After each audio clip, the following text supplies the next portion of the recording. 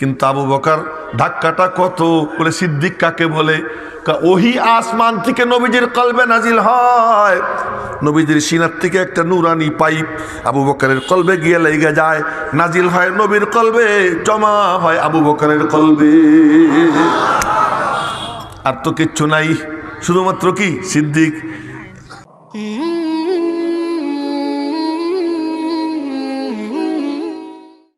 নবীজি দরওয়াজা খুলতেন, দরওয়াজা খোলার পর নবীজির চেহারা, যখন চেহারা এমনি আসতো আর পুরো মসজিদ আলো ঝলমল হয়ে যেত, আলো ঝলমল হয়ে যেত। সাহাবা একরাম নড়ে চড়ে বসতেন, নবীজি সালাম দিতেন, আসসালামু আলাইকুম ওয়া রাহমাতুল্লাহ। আমরা তো বড় হুজুর দেখলে লাভ দিয়ে দাঁড়িয়ে যাই, বড় হুজুর আসছেন, নবীজির থেকে বড় কোনো হুজুর আসেননি, বলেন আপনারা আসেননি কোনো বড় হুজুর? নবীজি আসতেছেন, একজন সাহাবিও দাঁড়াইতেন না। কেন?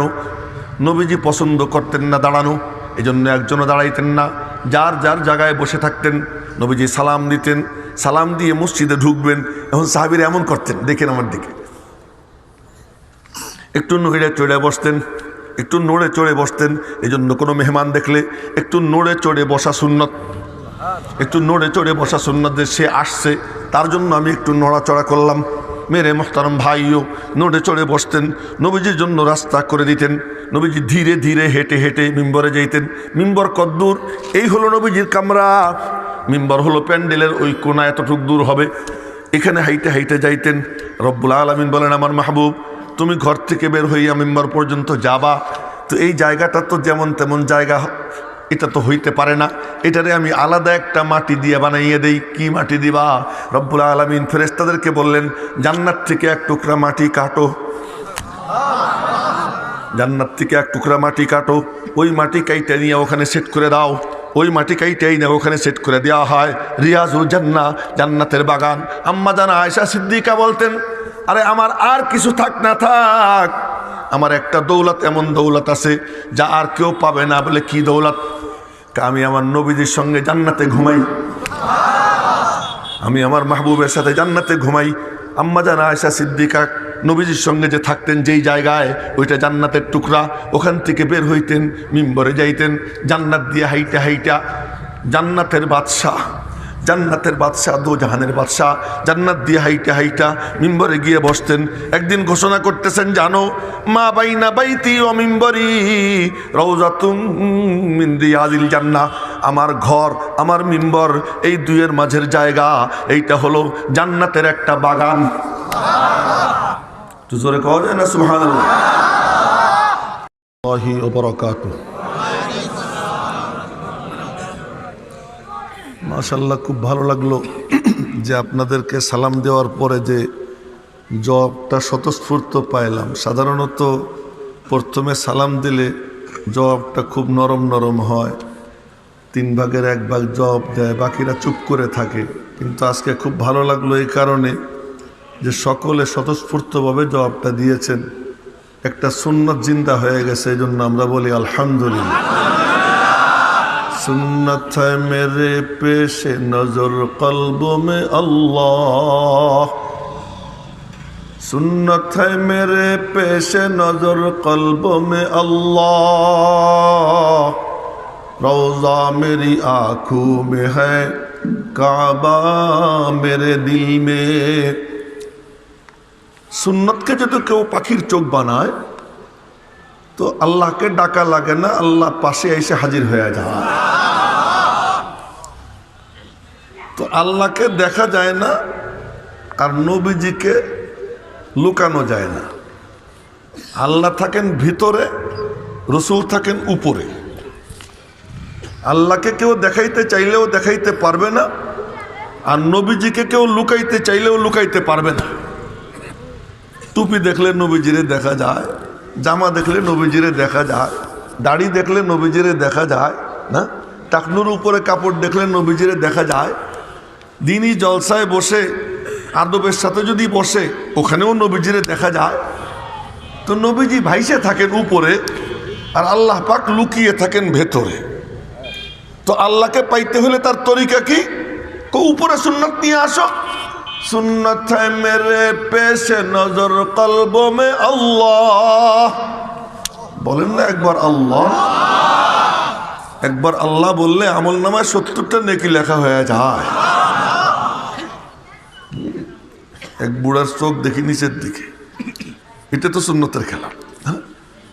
আমিও বুড়া, সব এদিকে তাকাই থাকতে হবে না, এটা সুন্নত, এদিকে চোখ থাকতে হবে।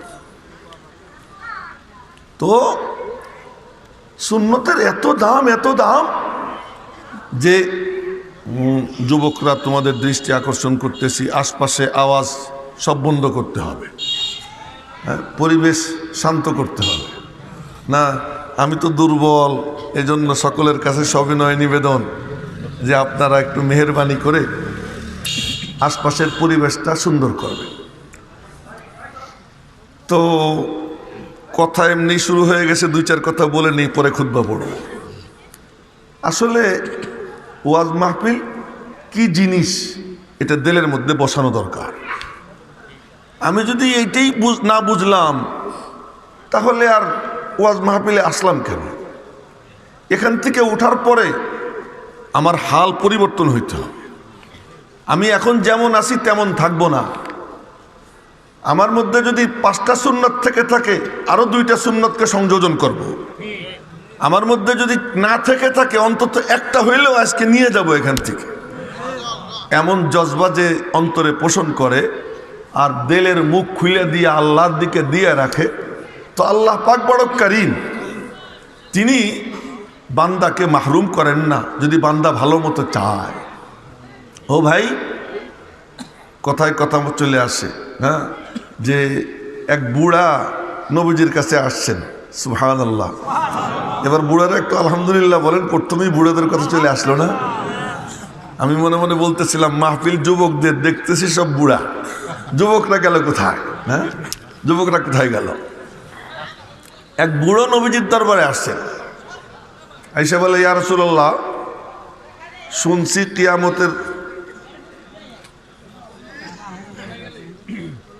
কিয়ামতের ময়দান কায়েম হবে, সেদিন বলে বিচার আচার হবে।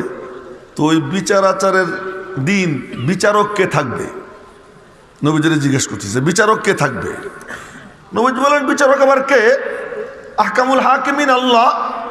আল্লাহ? হ্যাঁ। তাহলে আমার কোনো টেনশন নেই। বুড়ো বলতেছে, আমার কোনো টেনশন নেই। নবীজি বলেন, কেন তোমার টেনশন নাই কেন? আমার আল্লাহরে আমি চিনি। কি চেনো? দেখছেন তামাশা, আমার আল্লাহরে চিনি, কি চেনো? আল্লাহু করিম, ইন্না রাব্বি করিম, ওয়াল করিমু মান ইযা কাদারা গাফারা। আমার রব হলেন করিম। করিম ওই সত্তাকে বলা হয় যে ক্ষমতা পাওয়ার পরে ক্ষমা করে দেয়। আমার রব্বের তো আমার উপর আজও ক্ষমতা আছে, ওই দিন তো ক্ষমতা আরো নিরঙ্কুশ হবে। আমার কোনো টেনশন নাই, আমার মাওলা আমারে মাফ করে দিবে। আসছে বুড়া, নবীজির সঙ্গে দেখা করছে, কথাবার্তা বইলা জান্নাতের টিকিট পকেটে নিয়ে চলে গেছে। ওই যে একজনের মাথা নিচের দিক, মাথা নিচের দিক থাকবে না, মাথা উপরের দিক। হ্যাঁ, আশপাশের সকলের কাছে সবিনয় নিবেদন, কোনো আওয়াজ যেন আমার কানে না আসে, সকলের কাছে সবিনয় নিবেদন। হ্যাঁ, এটা আমার নিজের এলাকা মনে করতেছি আমি, যেহেতু আমার বাড়িও তো ফরিদপুর, আর আগে তো আমরা এক জেলায় ছিলাম, এখন না একটু কাইটে কুইটে ভাগ ভাগ হয়েছে, কিন্তু জেলা তো আসলে একটাই। তো আমার নিজের এলাকা, এই জন্য আমি গল্প সল্প করতেছি। তো দিনী জলসার মাকসাদ কি? এই মিম্বর তো নবীজির মিম্বর, এটা কি ইয়াহিয়া মাহমুদের মিম্বর, এটা কি শাইখুল হাদিস সাহেবের মিম্বর, এটা কি হযরত আলী মুহতামিম সাহেবের মিম্বর, এটা কি মক্কা শরীফের ইমাম সাহেবের মিম্বর? আরে না না না, এটা তো নবীজির মিম্বর। নবীজি কাঠের মিম্বরে বসতেন, এখন আমরা চেয়ার দিয়ে বসি, এটা তো সেই মিম্বর। কিন্তু কাঠের মিম্বর কত শক্তিশালী। নবীজি লাঠি হাতে নিয়া মিম্বরের মধ্যে গুতাইতেছেন আর বলতেছেন, হাজিহি তয়বা, হাজিহি তয়বা, হাজিহি তয়বা, এটা পবিত্র, এটা পুণ্যভূমি, এটা পাক জমি। এরপরে বলতেছেন, আমার মিম্বর কাঠের দেখতেছো ভাঙ্গাচোরা, কিন্তু মিম্বর কতটা পাওয়ারফুল জানো? বলে কতটা পাওয়ারফুল? কমিম্বরি আলা হাউজি, আমার এই মিম্বরকে আমার আল্লাহ হাউজে কাউসারের উপর দাঁড় করাইয়া দিয়েছেন। মিম্বর তো মিম্বর নবীজির মিম্বর। আগে তো দলে দলে উইটা হাঁটা দেয়, এই তোমরা দলে দলে উইটা হাঁটা দিও না, তোমরা বসে যাও, বসে যাও, নড়াচড়া করো না। এই যুবকরা তোমরা একজনও আর উঠবা না, তোমরা বসো। যা নিয়ন্ত্রণ করার এক দুইজন দায়িত্বশীল নিয়ন্ত্রণ করবে, তোমরা আর হাঁটাহাঁটি করবা না, বসো। আমি শিশুদের কথা বলবো, বালকদের কথা বলবো, যুবকদের কথা বলবো, বুড়াদের কথা তো বলতেছি, আর কোনো শ্রেণী বাকি থাকে নাকি? না, আচ্ছা। ও মৌলানা তরিকুল ইসলাম কুতুবপুরি বলতেছে মহিলাদের কথা বাদ রেখে দিয়েছেন না, তো মহিলারা যেন ওনার জন্য খাসভাবে দোয়া করে। মহিলাদের কথা বলবো ইনশাআল্লাহ, সবার কথাই বলবো। এজন্য সবাই খুব মনোযোগ দিয়া বসেন। দেখেন, ক্ষেত চাষ করতে সময় লাগে, বীজ বুনে দিতে সময় লাগে না। আপনারা যদি প্রস্তুত হয়ে যান, নবীজি বয়ান কি লম্বা করতেননি, 1 মিনিট 2 মিনিট 3 মিনিট বয়ান করতেন। কিন্তু বয়ানের আগে সাহাবীরা গিয়া চুপচাপ বসে থাকতেন, নীরব নিস্তব্ধ অপেক্ষায় থাকতেন কখন নবীজি আসবেন। খুব মনোযোগ দিয়ে শুনেন, কখন নবীজি আসবেন অপেক্ষায় থাকতেন। মসজিদে বসে থাকতেন, জিকির আজকার করতে থাকতেন। বাম চোখের কোনা গিয়া নবীজির দরওয়াজায় লেগে থাকতো যে কখন দরওয়াজা ওপেন হয়।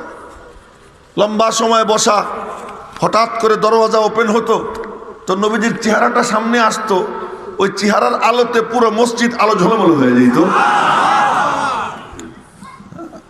হতো একদম সাক্ষাৎ পূর্ণিমার চাঁদ। পূর্ণিমার চাঁদের থেকে উজ্জ্বল ছিলেন জনাবে মুহাম্মদুর রাসূলুল্লাহ সাল্লাল্লাহু আলাইহি ওয়াসাল্লাম। হযরত জাবের ইবনে সামুরা রাদিয়াল্লাহু তাআলা আনহু বলেন, ওই যে আর একদিকে চাইয়ে রয়েছে একজন বুড়া, আমি কিন্তু সব ঠিক করতেছি, কোনো দিক চাওয়া যাবে না, চোখ এই দিকে না, চোখ এই দিকে।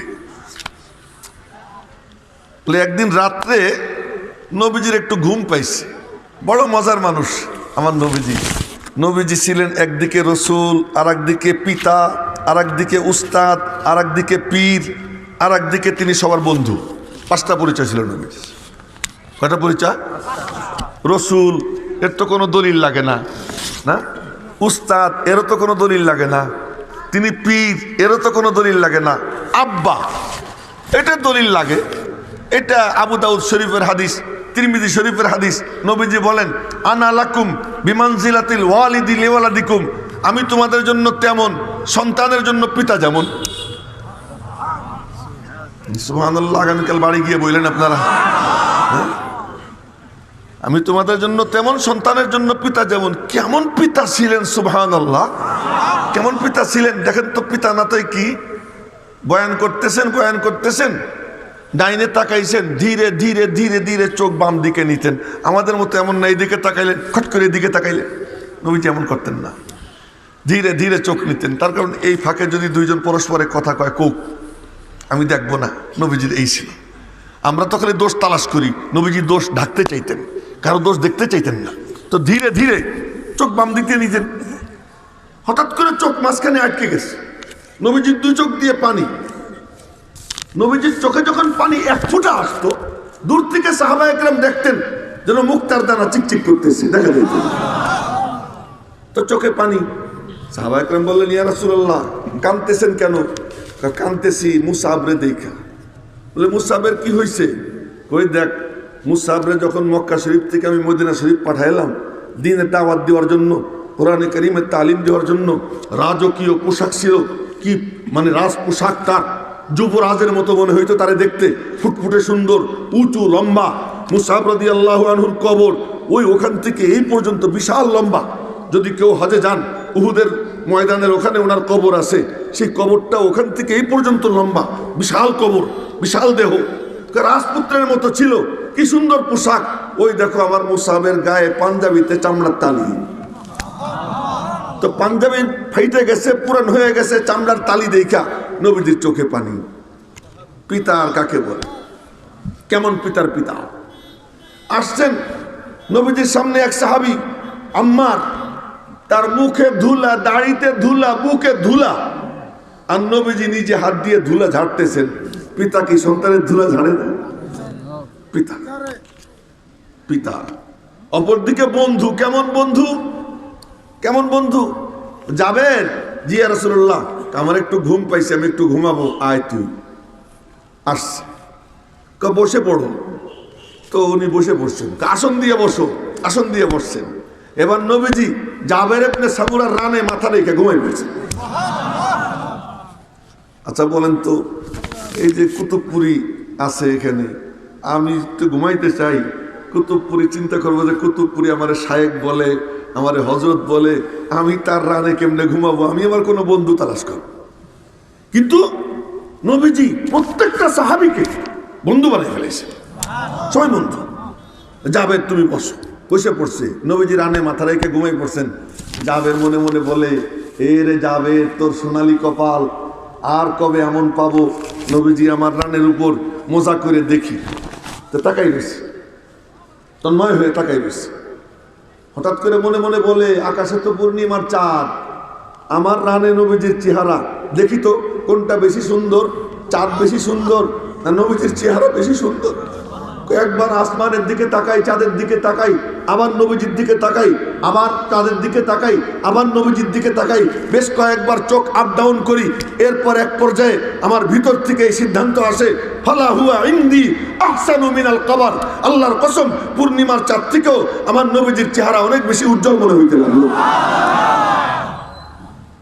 তো ওই চেহারা যখন দরওয়াজা খুলতেন, এই ছেলেপেলেরা এদিক ওদিক তাকাবো না, সামনে আসো, ফাঁক বন্ধ করো। ওই প্যান্ডেলের কিনারে বসার দরকার নেই, সামনে এসে মানুষের সাথে মিশে বসো, চলে আসো। চীনা বাদাম খাওয়া বন্ধ, সব বন্ধ। মুরব্বীদেরকে বলতেছি পান টান খাওয়া বন্ধ, আমিও খাবো না ইনশাল্লাহ, পানও খাবো না। যদি একান্ত ঠেকায় না পড়ে যাই, তাও চাও খাবো না, তেমন অভ্যাস। যদি কোনো সমস্যা হয় পরে দেখা যাবে। তো বলতেছিলাম যে নবীজি দরওয়াজা খুলতেন, দরওয়াজা খোলার পর নবীজির চেহারা, যখন চেহারা এমনি আসতো, আর পুরো মসজিদ আলো ঝলমল হয়ে যেত, ঝলমল হয়ে যেত। সাহাবা একরাম নড়ে চড়ে বসতেন, নবীজি সালাম দিতেন, আসসালামু আলাইকুম ওয়া রাহমাতুল্লাহ। আমরা তো বড় হুজুর দেখলে লাভ দিয়ে দাঁড়াইয়া যাই, বড় হুজুর আসছেন, নবীজির থেকে বড় কোনো হুজুর আসেননি? বলেন আপনারা, আসেননি কোনো বড় হুজুর? নবীজি আসতেছেন, একজন সাহাবিও দাঁড়াইতেন না। কেন? নবীজি পছন্দ করতেন না দাঁড়ানো, এই জন্য একজনও দাঁড়াইতেন না, যার যার জায়গায় বসে থাকতেন। নবীজি সালাম দিতেন, সালাম দিয়ে মসজিদে ঢুকবেন। এখন সাহাবীরা এমন করতেন, দেখেন আমার দিকে, একটু নড়ে চড়ে বসতেন, একটু নড়ে চড়ে বসতেন। এই জন্য কোনো মেহমান দেখলে একটু নড়ে চড়ে বসা সুন্নত, একটু নড়ে চড়ে বসা সুন্নত, যে সে আসছে তার জন্য আমি একটু নড়াচড়া করলাম। মেরে মোহতারম ভাইও নড়ে চড়ে বসতেন, নবীজির জন্য রাস্তা করে দিতেন। নবীজি ধীরে ধীরে হেঁটে হেঁটে মিম্বরে যাইতেন। মিম্বর কদ্দূর? এই হলো নবীজির কামরা, মিম্বর হলো প্যান্ডেলের ওই কোনা, এতটুক দূর হবে। এখানে হাইটে হাইটে যাইতেন।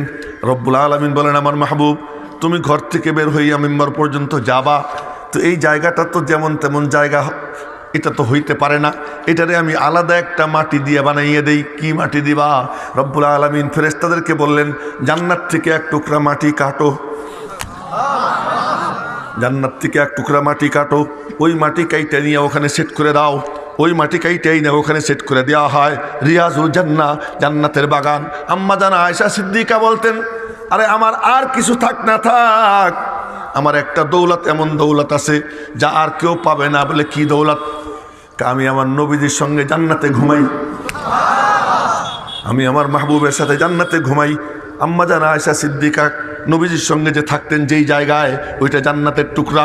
ওখান থেকে বের হইতেন, মিম্বরে যাইতেন, জান্নাত দিয়ে হাইটা হাইটা, জান্নাতের বাদশাহ, জান্নাতের বাদশাহ, দো জাহানের বাদশাহ, জান্নাত দিয়ে হাইটা হাইটা মিম্বরে গিয়ে বসতেন। একদিন ঘোষণা করতেছেন, জানো মা বাইনা বাইতি ও মিম্বরি রওজাতুম মিন রিয়াজিল জান্নাহ, আমার ঘর আমার মিম্বর এই দুইয়ের মাঝের জায়গা, এইটা হলো জান্নাতের একটা বাগান। তো জোরে কওয়া যায় না সুবহানাল্লাহ? মেরে মুহতারাম ভাইও তো মিম্বরে গিয়ে বসতেন। মিম্বরে গিয়ে বসতেন কেমনে? আমি তো বসছি, তাকাই রয়েছি যে আমার নামটা কখন ঘোষণা করবে সাংঘাতিকভাবে। হ্যাঁ, আর বলতেছে কি আল্লামা কাল্লামা এই সেই সুবহানাল্লাহ।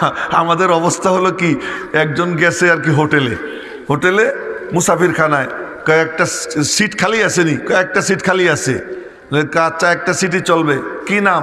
এখন বলতেছে আল্লাহ মাতুদ্দাহার, ফাখা মাতুদ্দাহার, এর কে হা দিয়ে জামান, ফখরে জামান ইত্যাদি ইত্যাদি মেলা উপাধি দিতেছে। এখন ওই যে ম্যানেজার বলে কি আমার এখানে সিট নাই। কেন? এত সিট নাই, সিট তো আছে একটা। সিট কয়টা? একটা। আপনি যতজন নাম কইতেছেন এত সিট কোথায় পাবো? বুঝলেন না? তা আমাদের এই যে নাম ঘোষণা করে, বাবারে বাবা, এই কবির তোমরা একটুই করো তো, এই ডাইনে বামের আওয়াজটা বন্ধ করো না, ডাইনে বামের আওয়াজটা বন্ধ করো। আমি এই আওয়াজ বন্ধ করার জন্যই এত চেষ্টা করতেছি, আপনাদের সাথে গল্প করতেছি আস্তে। এবার নবীজি আসলেন, বসলেন। দেখেন আমি তো শুধু নাম ঘোষণার অপেক্ষায় ছিলাম, নামটা ঘোষণা হয়েছে আর আপনাদেরকে সালাম দিছি। আগে সালাম দেয়নি না, আগে সালাম দেয়নি কেন? আমি তো আমার একটু ফুলাইতে হবে, না ফুলাইলে আমারে তো কেউ কিছু মনেই করবে না। আগে বলবে অমুক তমুক, হায় হায় এই বইলা ফুলায়। अल्फाज के पेचू में उलझते नहीं दाना, गवास को मतलब है सदफ से के गहर से। শব্দ দিয়ে কাম হয় না, উপাধি দিয়ে কাম হয় না। ভিতরে যদি জিনিস থাকে এত উপাধি দেওয়ার কোনো দরকার পড়ে না। আবু বকরের নামের আগে আল্লামা নাই, শাইখুল হাদিস নাই, কিন্তু আবু বকর, শেষে শুধুমাত্র সিদ্দিক, আর কিচ্ছু না, শুধুমাত্র কি সিদ্দিক। কিন্তু আবু বকর ধাক্কাটা কত বলে, সিদ্দিক কাকে বলে? ওহি আসমান থেকে নবীজির কলবে নাজিল হয়, নবীজির সিনার থেকে একটা নুরানি পাইপ আবু বকরের কলবে গিয়ে লেগে যায়, নাজিল হয় নবীর কলবে, জমা হয় আবু বকরের কলবে। আর তো কিচ্ছু নাই, শুধুমাত্র কি সিদ্দিক।